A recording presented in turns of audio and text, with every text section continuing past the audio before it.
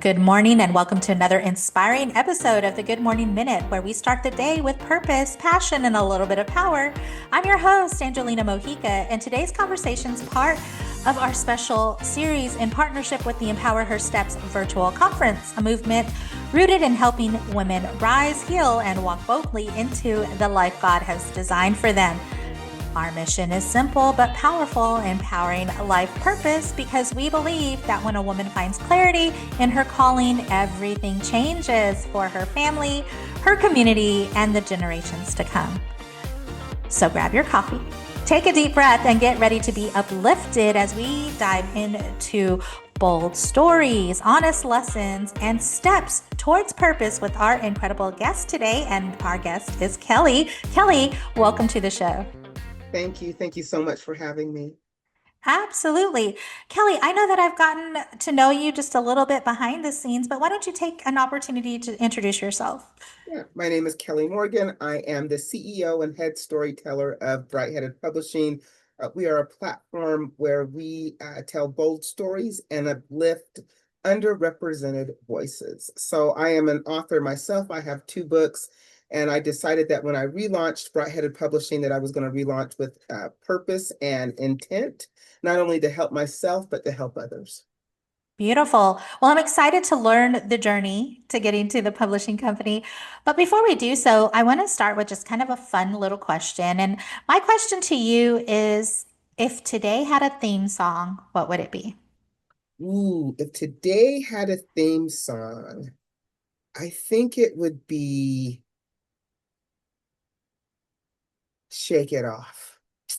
Ah, Yeah, okay. because I'm just coming off vacation and I've got to shake off that, do nothing vibe and Yeah. get back into the work vibe. And so I've got to, even though I don't want to shake it off because I love just doing nothing, it feels so good to disconnect, but it's Mm-hmm. time to kind of shake that off, get back to it, and get into Mm. the getting things done vibe.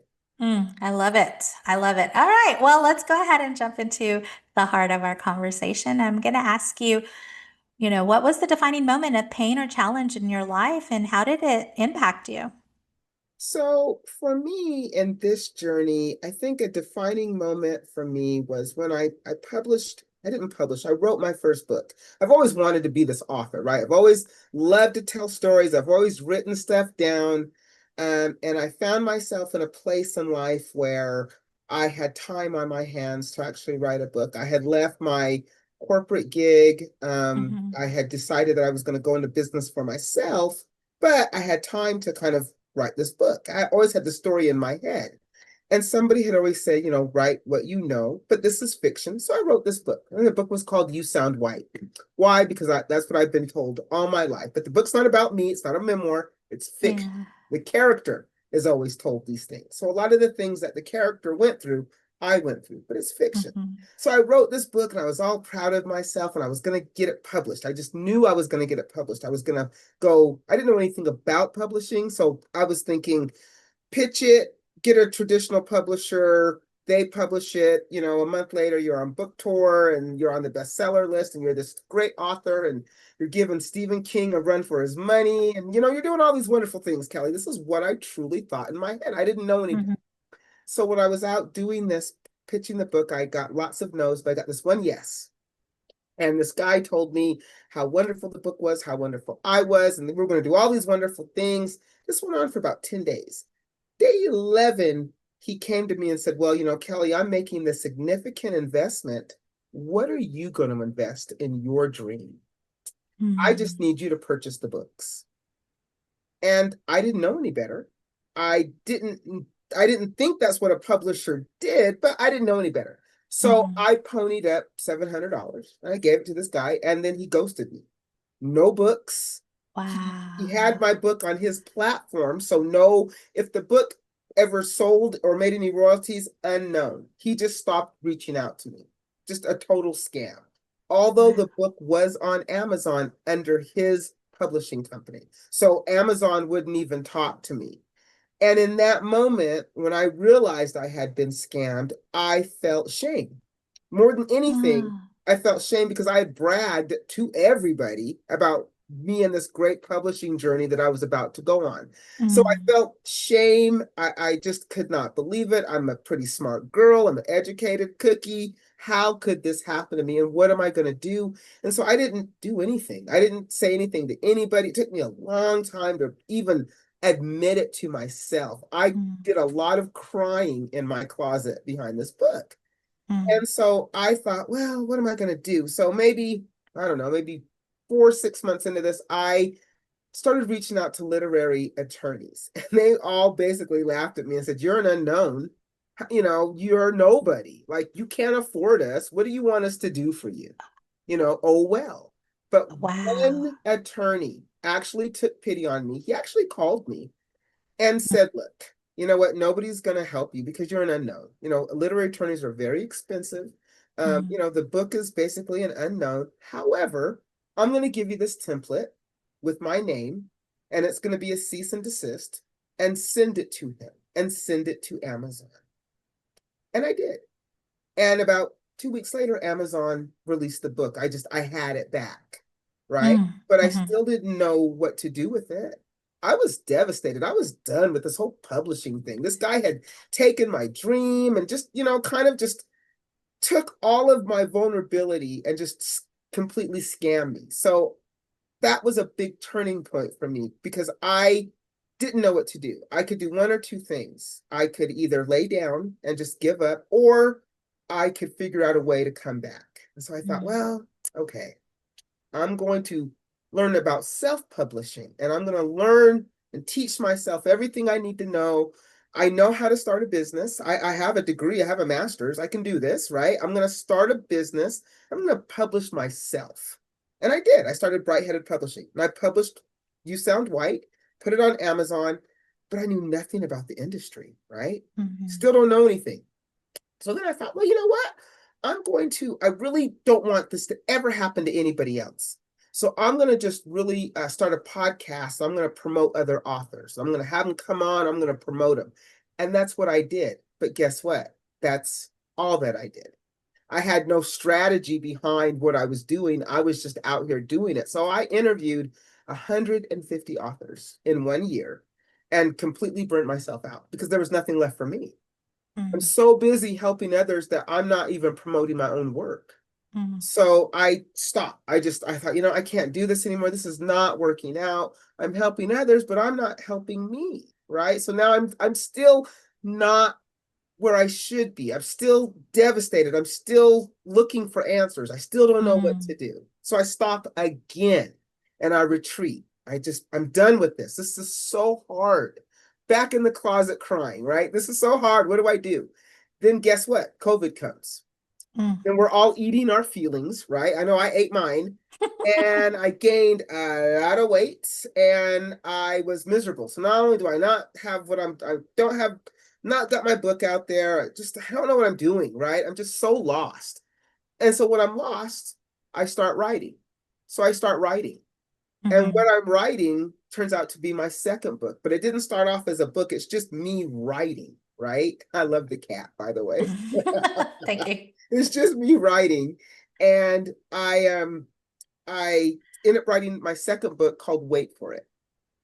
And it's a play on words, WEIGHT. Uh-huh. And it's about the messy middle of weight loss, the fanatical stuff that none of us talk about.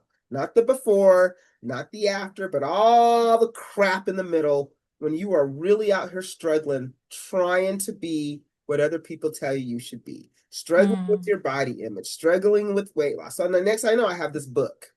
I'm like, you know what? This is real close to me, but I'm going to publish this and I'm going to publish Bright-Headed. But before I do any of this, before I redo any of this, I'm going to sit down and really give this some thought and have intention. And by the way, while this is happening, I'm also going on this really intense spiritual journey. So mm, I'm meditating and I'm really trying to figure out who I am and like, what do I want to do and what makes me happy and what do I got to do? And when you're doing all these things, you're losing people and you're gaining people. And, it's just it's an uncomfortable time. But at the end of all of this, I came out on the other side with a couple of key learning things. Number one, always be authentic to yourself. and Mm, always listen to in here. Always listen to yourself first and others second. So I really started learning to listen to my own voice. And my own voice said, build the table, Kelly, but this time do it with intention and with strategy, where you can not only help yourself, but you can help others. So that's what I did. I mm, relaunched Bright-Headed Publishing. I published both of my books. I even made Wait for It into an audiobook because that was on my list of things to do. And I came out with a platform where I'm really focused on building a community to help other people get their words out there and avoid all the pitfalls that I did, knowing that it's okay to stop, it's okay to pivot, it's okay to mhm, brand, it's okay to be scared, and it's okay not to have all the answers. But first and foremost, be authentic to yourself, mm. even when it's uncomfortable, because you will come out on the other side. You will come out and you will thank yourself. And if you're going to do these things, Kelly, I told myself I have to be consistent, which is incredibly hard. So I've Mhm, been launching Bright-Headed. I've been out here on my platform, and organic growth is slow. I was just having this conversation with myself. Organic growth is slow. mhm, It can seem like nobody's listening, watching, or reading, but mm, I told myself that I'm going to be consistent and I'm going to show up every single day. Because, Angela, if I can reach just one person and mhm, help them in their journey, help them get their words out there, help them avoid a scammer, help them avoid pitfalls, then that was all worth it to me. So I mm. know that's a very long answer to your question, but that was the pivot moment for me. And I've been pivoting ever since. I always give myself grace and I always Yeah. tell myself it's okay. And I go like this because this is what it is, but I'm okay with that. I'm on this journey and I'm hoping that I can help others along the way. I love it. And I mean, I love that. I love the honesty behind it because, when it comes to being scammed out of like our money, just being duped, we're being duped. There is a lot of shame. There's a lot of guilt, like especially with women that are educated and just and going like, I know better than this. Like I Wait, saw the red flags, but I still stepped in it. But you know what? It's the same thing because definitely can relate in the sense of when I step into a relationship of any sort, I see those red flags. At one point I was in a very toxic relationship, and I saw it coming and I married the guy. You know what I'm yeah. saying? So it's like, I get it. I get it. And I just appreciate the vulnerability that you're taking just to kind of share it. And I had another guest on here too that had a similar story about being scammed out of some money, and man, she ended up finding someone, and they did a whole documentary on this person and all the like things he was Wow. doing. Yeah. Yeah, because it's real. It is real out there. Wow, but to see the beauty from the ashes, this publishing company that you've created, it's awesome, and it's wonderful not to just stay in the gloom of it all because I know we get there. Oh my God. And it took a while to bring myself out of there, right? I mean, like I said, I cried in the closet a lot. I did a lot of soul searching. And ultimately, I think we're our hardest critics, right? Mhm, And so I beat myself up a lot over this. And in the beating myself up, I'm also beating up my self-esteem too, mhm. right? And my Yeah. confidence and everything else that goes with that. And it wasn't until I just told myself I was just going to just honor my voice. I'm going to listen to me. I am not going to people please anymore. It's uncomfortable to lose people, but you have to realize that maybe when you lose them, you're making room for something better, right? Mhm, Especially because those people that you lose along the way, they probably shouldn't have been there anyway. Especially when you find yourself people pleasing and when you're no longer people pleasing and you're saying, no, I am no mhm, longer going to do these things. These people tend to go away. There's a reason because you're no longer people pleasing. So for mhm. me, it was a lot of soul searching and a lot of being an uncomfortable, but knowing that it's okay to be uncomfortable. That's where the growth is in the discomfort. I love that. Yes, I love that you're mentioning because we get in our boxes, we get in these ideas like, oh, this is good for me, I don't have to push any harder. But you also mentioned in your story how you were doing the hard things, like you were going, man, this is hard, I don't know if I can continue to do it. But that's the comfort zone, right? That's that boundary talking and going, look, you can push past this. It is gonna get hard. It is hard. You're changing things for yourself. You're changing your mindset. You're changing habits. You're changing so much about yourself. And you're pushing the barrier into an unknown because, like you mentioned in your story, you didn't know anything about publishing. You didn't know, Nothing, you not a were, thing. you had this fantasy of, and many of us do. That's what I thought. I started writing my memoirs and I'm like, yeah, I'm gonna get a publisher and I'm gonna get this. I'm going to be on book tour. You're going to see me on the, you don't know what you don't know. So that was another reason behind the platform, because there are a lot of people out there I've found that don't know, but I also found out that there is power in my story, Mhm, right? There is power in me being authentic. There's power in me sharing my vulnerability. And it took me a minute to realize that until somebody said, that's powerful story, Kelly. And I was like, oh, I don't want to tell that to anybody. And they're like, but you need to share your story mhm, because people want to know who you are. mhm, And so I just thought one day I was just going to share the story.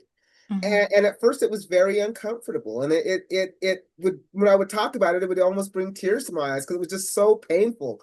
But mhm, now it's like, I actually thank the guy, because without him, I wouldn't be here, mhm, right? He was the catalyst that made everything happen with Bright-Headed Publishing.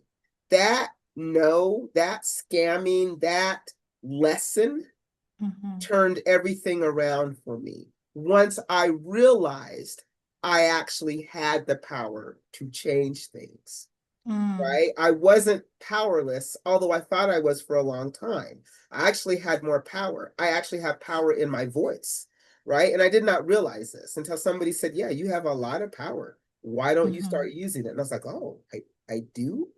And then the first time I told this story on somebody else's podcast, I actually told it on my own, right? And I'm just like, I'm just going to tell the story. Just going to mhm. tell the story. And in me telling the story, other people started coming out and saying, wow, the same thing happened to me. Wow, the same thing happened to a friend of mine. Not Mhm, maybe in the publishing world, but in another world or another platform. And people are like, that's the honesty is refreshing. And mhm. that something started changing, and I decided I was just going to run with it.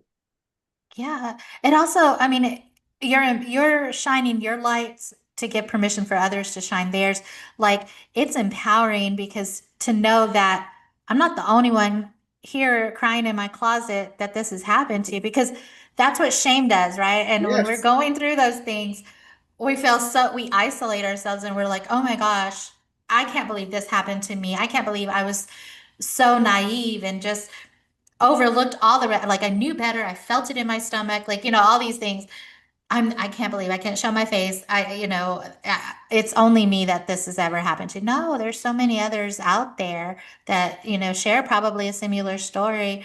So it's good. It's good. And I think that's why I like to talk to people and learn about their stories because we are so powerful as humans, and to know that we're not alone and to find community, and that is uplifting. That is what helps us for sure. So I appreciate just the vulnerability and the authenticity of you, Kelly, coming onto the show and saying, yeah, this happened to me, but look what happened. Look what I did with it. Like, it's Right. awesome. Well, I'm a firm believer. And then, when I started marketing the book, which is another thing that we don't think about as authors, you think I'm going to put it on Amazon and they will come, and that is not true, right?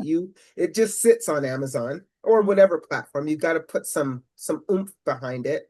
But I mhm, also found that in marketing the book that so many of us don't understand marketing. So many authors miss the mark. Um, you might feel siloed out, especially if you're just using social media, because it can seem very lonely. If your engagement's down, if you're chasing views or likes or trends or whatever you're out there doing, And then I thought, well, you know what? Maybe we can turn that around and build a community, right? Because I'm all about community and I'm all about collaboration.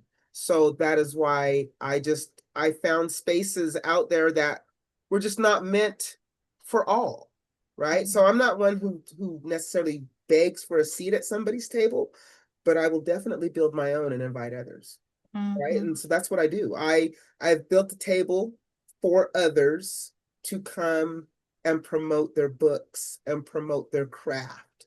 And have I have a ton of free info that I provide because a lot of the stuff I see is behind paywalls and it's free if you know where to find it, right?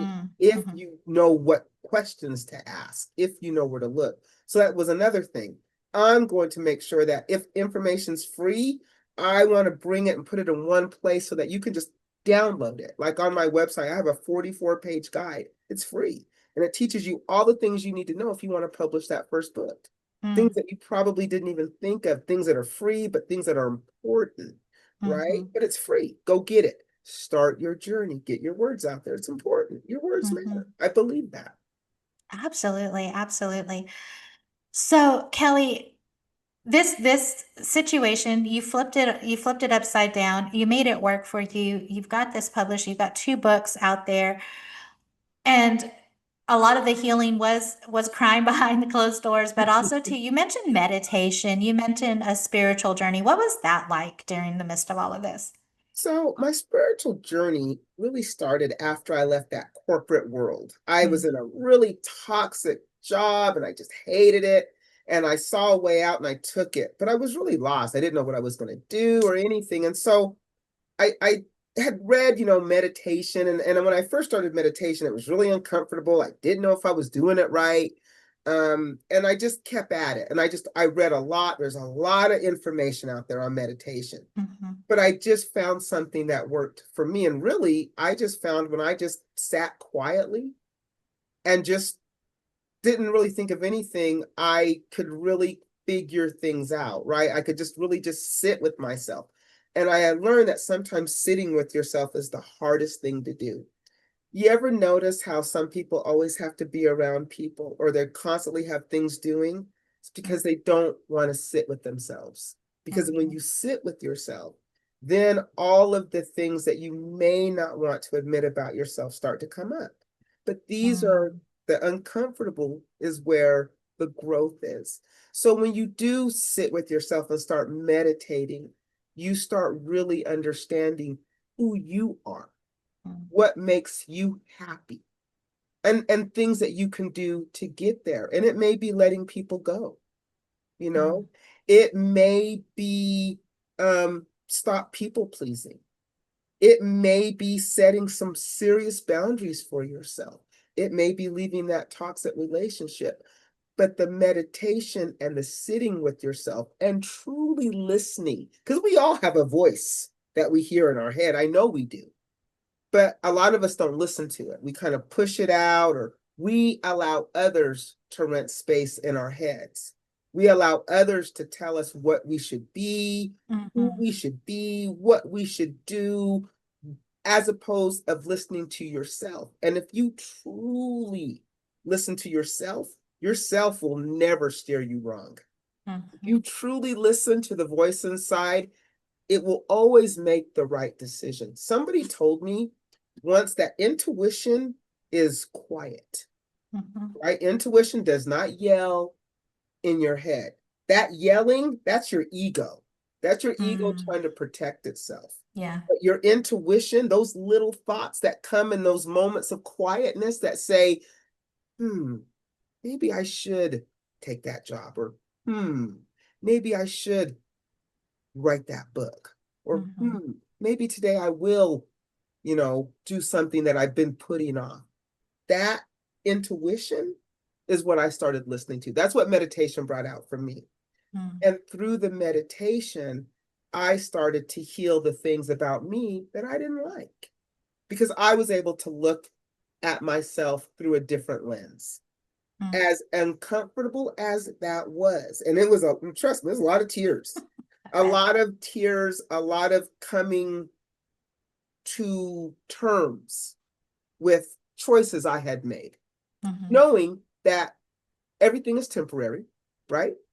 Knowing that I have the power to change everything. The past is the past. I can't go back and change it. I'm not going to dwell on it, but I can start to make little changes to change the future.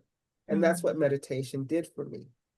And through that spiritual practice and just really letting go of the pain and letting go of things that no longer serve me.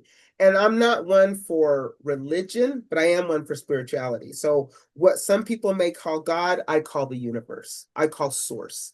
And Mm-hmm. asking the universe or God or source to remove things that didn't belong, that shouldn't be there. And yeah, those Mm-hmm. things may happen. And those people you may not want to let go. Those things you may not want to let go, but you need to in order to grow. So Mm-hmm. I say all that to say the spiritual journey was very ugly, very uncomfortable, but very necessary. And I'm still on it. Mm-hmm. I meditate on a daily. I'm a big proponent of affirmations, right? So I take affirmations and I record them in my own voice and I listen to them every single day, even today, um, because I still have doubt creep in. I still get scared. I don't have all the answers. I'm not out here with my cape on, right? There are Mm-hmm. still times where I still like, am I doing, is this right? But when I listen to myself and my intuition and everything says, yeah, Kelly, keep going. I keep Mm. going, right? Yeah. So, that's the journey. It's slow, but it's so worth it. Mm. That's so powerful too. It just because and you hit on several things, but I want to highlight this one where you talk about spiritual journey is a never ending thing because you're constantly moving in it, right? Once you connect in that, once you find your true authenticity and you can connect to who you truly are, that's an upkeep because there's a lifetime of past things that have spoke against that you and so Right. affirmations are important because you've got to replace that negative self-talk with things that you want to see in your life and you want to believe about yourself. So that's why that's important. I love that you're mentioning that. So Kelly, what do you tell someone that's maybe in their closet crying, going, I can't believe this happened to me. I don't know what to do next. What kind of advice would you give that person? I would tell them, it's okay. It is okay. I think that's the first thing. Give yourself some grace, right? Mm, Because you're probably beating yourself up more than anybody else will. So first of all, give yourself grace. It's okay to make mistakes. It's okay. It's okay. And then I would tell them that there's power in that, right? There's mm, power in that story, that you can turn it around. That you sharing that with somebody is going to help them maybe avoid what you went through. You sharing that is actually healing, right? Because now you're getting the validation that it is okay. I did survive. I came out on the other side because ultimately I think we're all seeking the validation that it's okay. So I'm mm-hmm. here to tell you it's okay. It's okay to cry in the closet. Just don't stay there. Okay. I need you to cry, have your moment, and then I need you to pick yourself up as hard as that is. Because ultimately, it has to be you.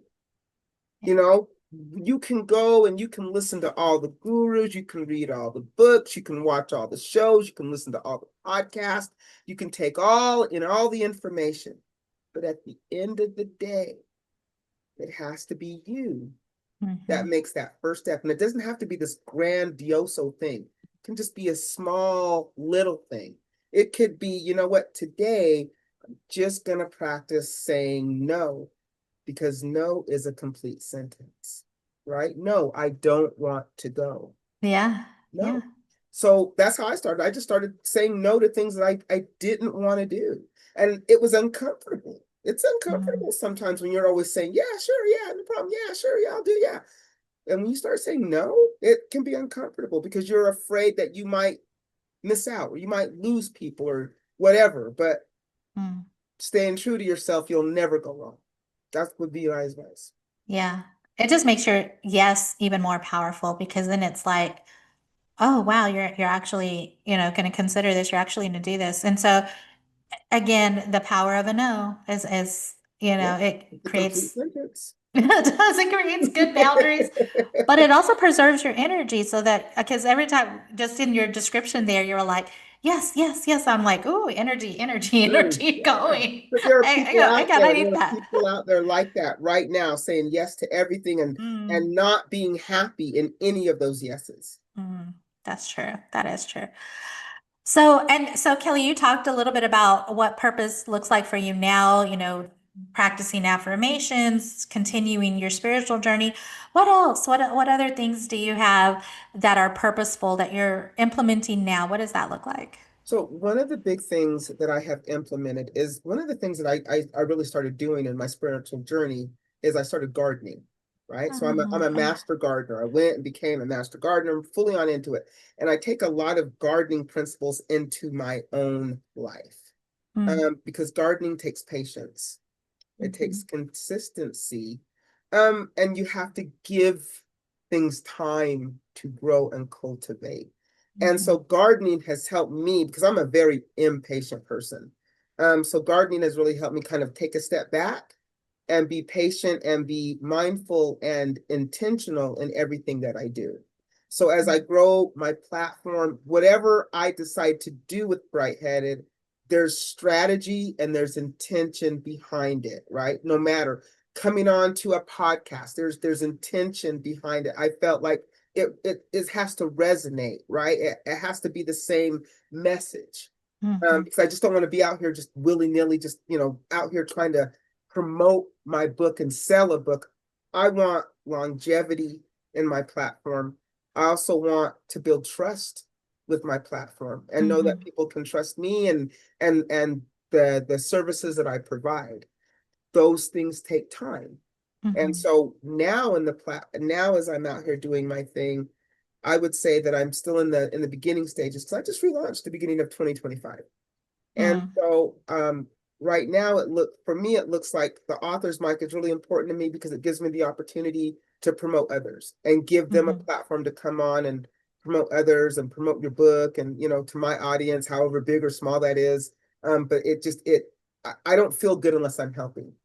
And then, it also is the other thing I do with is on Fridays, which is breaking the algorithm, BTA, which is all about let's promote outside the social media algorithm. Let's do other things. mhm, How can we build a community? How can we uplift one another? How can we cross mm. promote Yeah, one another? How can we, help? How can I help you? And in turn, you help me. And then maybe we get to help somebody else. And it's about yeah, a community. So it's not just yeah. about me and me wanting to um, sell you something.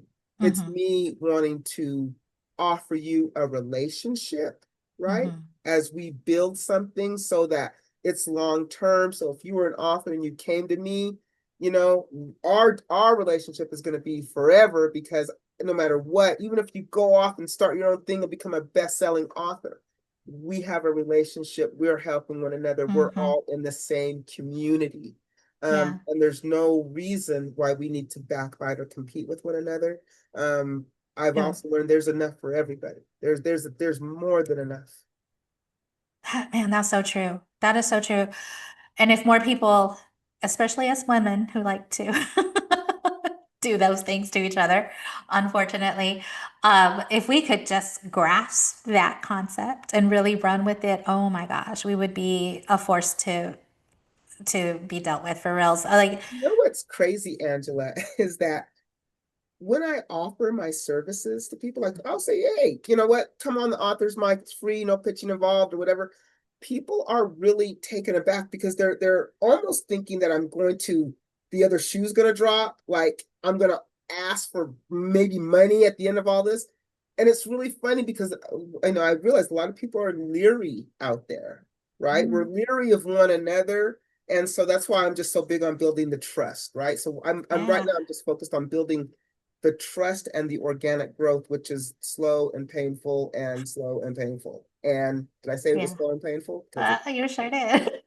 No, I get it too. Organic growth is. I definitely understand that, and I get pitches all the time, like, "Oh, your podcast, blah, let's do this." I'm like, I'm okay with it. Like, I really am. If it, because it is about just the one. Like, I'm not fame and all that stuff is not I'm not attracted to. I'm okay with the organic growth because I'm still trying to figure it out. I'm just like, your relaunch, you're establishing it. And so that's really what I look at as far as the organic.